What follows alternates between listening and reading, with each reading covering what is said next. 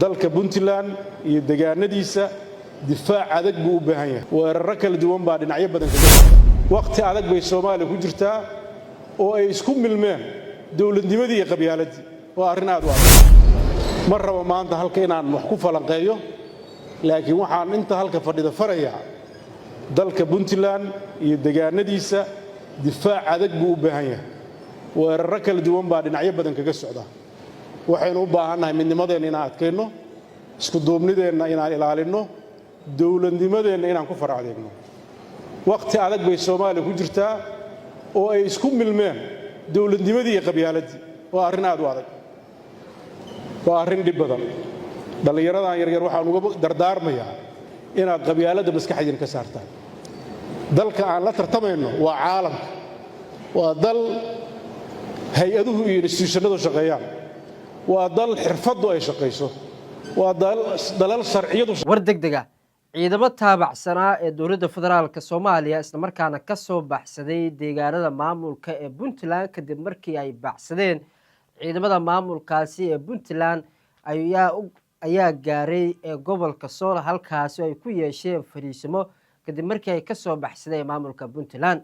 ciidankan ayaa dagaalo adag kala hortagay ciidamada maamulka Puntland oo maalmihii u dambeeyay ay isku farasaareen qaar ka mid ah deegaanada maamulkaasi ee Puntland isla markaana halkaasi ciidamada maamulka Puntland ay sheegeen inaysan marba aqbali doonin in ciidamo aan ka mid ahayn kuwa maamulkaasi aysan joogi karin ee deegaanada maamulkaasi ciidankan oo ka soo firxadmay ee maamulkaasi ee Puntland ee deegaanadiisa ayaa soo gaaray gobolka Sool oo fariisimo ay ku yeesheen ciidamada maamulka Waqooyi Bari ayaa soo dhaweeyay isla markaana ay u sheegeen inay joogaan gobolka Sool ilaa xal laga keenayo dhanka kale warar hoosaada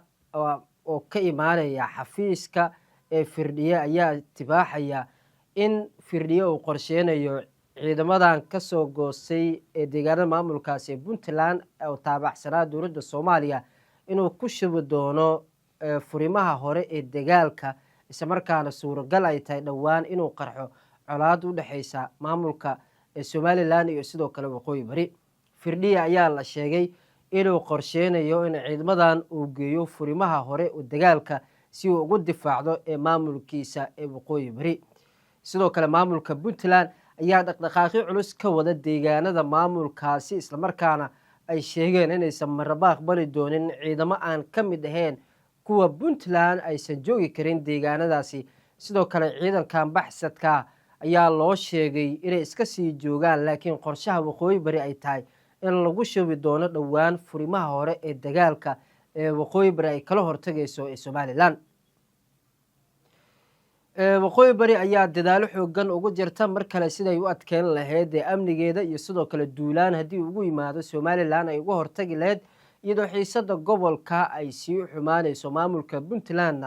oo dadaal xoogan ugu jiro sidii ciidamada dowladda federaalka Soomaaliya ay joogaan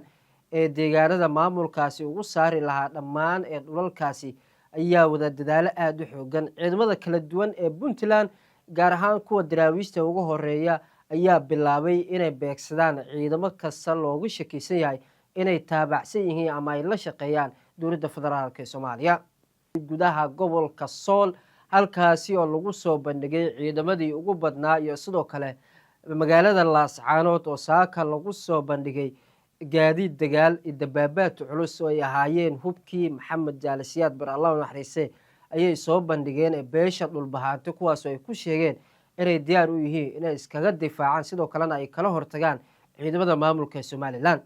taliyaha ciidanka Somaliland Nimcaan Gaxnuug ayaa la sheegay in dhaqdhaqaaqyo culus uu ka wado xuduudda maalmihii ugu dambeeyay kadib markii heegan buuxa ay galeen ciidamada dowlad goboleedka Waqooyi Bari iyadoo la sheegay in taliyaha uu amray ciidamadiisa inay u diyaar garoowaan dagaal ay ku qaadaan ee Laascaanood si loo burburiyo dowladda curdanka oo dhawaan laga dhisay ee maamulkaasi waxaa qorshaha in ciidamada maamulka Somaliland ay qaadaan duulaankii kama dambeys ahaa oo loo qorsheeyay in lagu qabsado mar kale Laascaanood maadaama adduunyada inta badankii ay sheegeen inay aaminsan yihiin in dhulalkaasi haddii maamul goboleed xataa Somaliland haday tahay dhulka Laascaanood in Somaliland ay ka mid tahay dhaqdhaqaaqyo sidoo kale xiisado culus ayaa ka taagan ee gobolka iyadoo sidoo kale laga cabsi qabo in labada dhinac uu ka qarxo dagaal aada u culus kaasoo geysan kara khasaaro xoog leh iyo sidoo kale dhimashadii ugu badneed ee gooja cadde ay ka dhacday. waxaase laga cabsi qabaa in ciidamada maamulka somalilan oo markaan garabka helaya sirdoonka israel ee mossad iyo sidoo kale ciidamada israel iyagoo wata ciidamo kasoo tababartay talaaviv iyo sidoo kale hub noocyadiisa kala duwan ee casriga iyo teknolojiyadda casriga adeegsanayso inay duulaan culus ay ku qaado ee laascaanood kadib markii dhowaan israel ay shaacisay inay diyaarado ay siin doonto somalilan oo isku difaacdo sidoo kalena isku ilaaliso nidaamkeeda. dhaqdhaqaaqa iyo sidoo kale xiisadda ayaa faraha kasii baxday iyadoo laga cabsi qabo in halkaasi uu ka qarxo dagaal aada u culus kaasoo geysan kara dhimashadii ugu badneed iyo sidoo kale duulaanka oo looga cabsi qabo dhanka oo somalilan inuu ka yimaado. madaxweynaha somalilan cabdiraxmaan ciro ayaa la sheegay in kulamo gaargaara uu la yeeshay taliyayaasha ciidamada booliska iyo sidoo kale kuwa cirka iyo taliyaha ciidamada somalilan nimcaan gaxnuug iyo dhammaan taliyayaasha howlaha u qaabilsan ciidamada kuwa maamulka somalilan oo u sheegay in waktigan ay tahay xilligii ay geli lahaayeen heegan buuxa isagoo sidoo kale sheegay in markaan ay garab ay ka heli doonaan israel gaar ahaan sirdoonka mossad iyo sidoo kale aaliyadaha ee teknolojiyadda ee lagu garabsiin doono dagaalka ay qaadi doonaan ciidamada maamulka somalilan.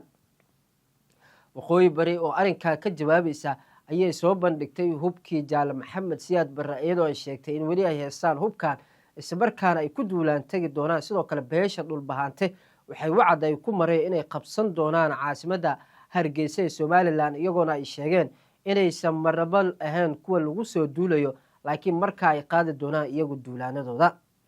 xiisaduse ayaa faraha kasii baxday. sidoo kale madaxtooyada somalilan ayaa la sheegay in fariimo handadaada ay usoo dirtay firdhiye iyagoo ay ku wargeliyey in markaa uu haysto jaaniskii ugu dambeeyey sidoo kalena ay cafiyeen uuna ka faa-ideysto cafiskii loo fidiyey iyagoo ay u sheegeen firdhiye inay siin doonaan wax kasta isaga uu rabo islamarkaana ay siin doonaan xil iyo sidoo kale awood